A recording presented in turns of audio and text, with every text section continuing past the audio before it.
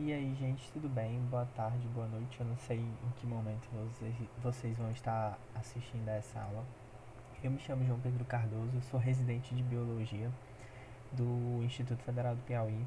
A minha preceptora é a professora Mônica, professora efetiva da rede estadual do Piauí na Escola Benjamin Batista. E aqui agora a gente vai iniciar uma revisão para a prova de Biologia no Enem, Ciências da Natureza, resolvendo questões do Enem de 2017. E é isso, sem mais delongas, vamos iniciar. Com essa primeira questão aqui, a gente tem uma questão sobre diversidade. Vamos ler o que diz o enunciado. A classificação biológica proposta por Whittaker permite distinguir 5 grandes linhas evolutivas utilizando como critério de classificação a organização celular e o modo de nutrição. O Waze e seus colaboradores, com base na comparação das sequências que codificam o RNA ribossômico dos seres vivos, estabeleceram relações de ancestralidade entre os grupos e concluíram que os procariontes do reino Monera não eram um grupo coeso do ponto de vista evolutivo. E aqui a gente tem um quadro resumindo o que tem no texto. Aqui, com base na classificação de Whittaker, a gente tem 5 reinos: o Monera, o Protista, o Fungi, o Planta e o Animalia. E os 3 domínios com base na classificação de Waze, que é o Archaea, o Eubacteria e o Eukarya. E a questão ela quer o seguinte: a diferença básica nas classificações citadas é a que a mais recente se baseia fundamentalmente em. Ele quer saber aqui quais foram os critérios utilizados pela classificação mais recente, em que ela se baseou. E a classificação mais recente foi a de Waze e seus colaboradores. Vamos analisar cada alternativa. Letra A diz o seguinte: ela se baseia fundamentalmente em tipos de células? Não. Quem se baseou em organização celular foi Whittaker, que utilizou a organização celular e o modo de nutrição como critério de classificação. Aspectos ecológicos, não. Apesar de aspectos ecológicos poderem ser utilizados como um critério de classificação, o enunciado da questão, quer dizer, no texto da questão não fala nada sobre isso, então não é a alternativa B. Relações filogenéticas, vamos pular essa alternativa porque depois a gente vai tentar saber o que é filogenia. Propriedades fisiológicas, também não. Aqui no texto não fala nada sobre isso, que o Waze e seus colaboradores utilizaram propriedades fisiológicas para classificar os organismos em 3 domínios. Características morfológicas, também não. E o que sobrou foi a alternativa C, relações filogenéticas. A gente tem que lembrar que filo se refere ao fato de a gente estabelecer relações evolutivas entre os organismos, e genética se refere à utilização de genes para a gente estabelecer essa relação. E foi exatamente o que eles fizeram. Eles codificaram o RNA ribossômico dos seres vivos, RNA é material genético, e estabeleceram relações de ancestralidade entre os grupos e concluíram que os procariontes do reino Monera não eram um grupo coeso do ponto de vista evolutivo. Então, a alternativa correta, letra C. A diferença básica nas classificações citadas é que a mais recente se baseia fundamentalmente em relações filogenéticas. Aí, a alternativa C do gabarito. Próxima questão. Pesquisadores criaram um tipo de plaqueta artificial feita com um polímero gelatinoso coberto de anticorpos, que promete agilizar o processo de coagulação quando injetada no corpo. Se houver sangramento, esses anticorpos fazem com que a plaqueta mude sua forma e se transforme em uma espécie de rede que gruda nas lesões dos vasos sanguíneos e da pele. Qual doença cujos pacientes teriam melhora de seu estado de saúde com o uso desse material? Bom, a gente tem primeiro que saber o que é coagulação, o que é coagular. Coagular é quando o sangue ele forma uma espécie de coágulo de fibrina. E o que é que esse coágulo faz? Ele para o sangramento, ele estanca o sangramento. Então, qual doença cujos pacientes teriam um benefício fazendo uso desse material? Alternativa A, filariose? Não, gente, a filariose ela é uma doença parasitária causada por um nematóide, ou mais especificamente as filárias. A gente conhece a filariose como elefantíase. Ela atinge o sistema linfático, não tem nada a ver com o processo de coagulação. Vamos aqui para a letra E. Pular aqui para a letra E. Síndrome da imunodeficiência adquirida? Também não. A síndrome da imunodeficiência adquirida ela está mais associada com o sistema imunológico. Não precisa necessariamente estar envolvendo as plaquetas, que são responsáveis pelo processo de coagulação. Doença de Chagas. A doença de Chagas não é uma doença relacionada com o processo de coagulação. A doença de Chagas é uma doença infecciosa. Aterosclerose. A aterosclerose ela nada mais é do que o acúmulo de placa de gordura, cálcio nas artérias, ou seja, não tem nada a ver com as plaquetas. Hemofilia. A alternativa correta é essa. O que é hemofilia? Para quem não sabe, hemofilia é a incapacidade de coagular ou coagular de forma incorreta ou de forma não suficiente.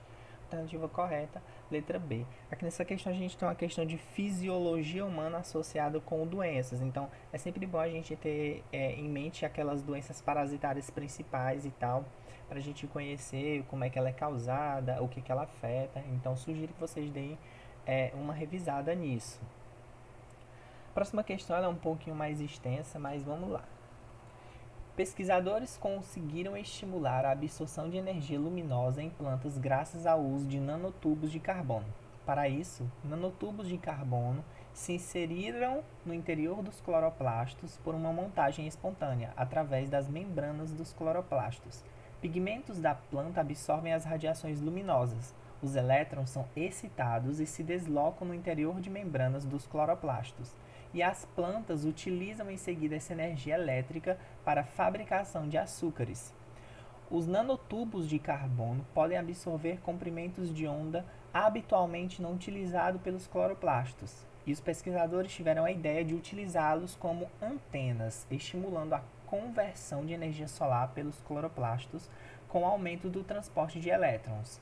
Nanotubos de carbono incrementam a fotossíntese de plantas, incrementam a fotossíntese nas plantas. E o enunciado ele vai pedir o seguinte: o aumento da eficiência fotossintética ocorreu pelo fato de os nanotubos de carbono promoverem diretamente a alternativa letra A. Vasos condutores não tem nada a ver com isso, né? Os vasos condutores não tem nada a ver com os cloroplastos. No caso aqui a letra A, utilização de água, não tem nada a ver com os cloroplastos, porque a utilização da água está mais associada à presença de vasos condutores e não com a realização da atividade fotossintética. Letra C. Formação de gás oxigênio. Olha só, essa questão aqui ela é interessante porque essa alternativa induz você a errar. De fato, um aumento na eficiência fotossintética vai aumentar sim a produção de gás oxigênio, porque a gente sabe que o gás oxigênio ele é um produto final da fotossíntese. Entretanto, não é isso que a questão quer. A questão quer o aumento da eficiência fotossintética ocorreu pelo fato de os nanotubos de carbono promoverem diretamente a formação de gás oxigênio, não. Apesar de o aumento da eficiência fotossintética também melhorar a formação, também resultar no aumento da formação de gás oxigênio, isso não significa que os nanotubos vão trabalhar diretamente nisso. No caso, isso aqui vai ser uma consequência secundária. Letra E. Captação de dióxido de carbono.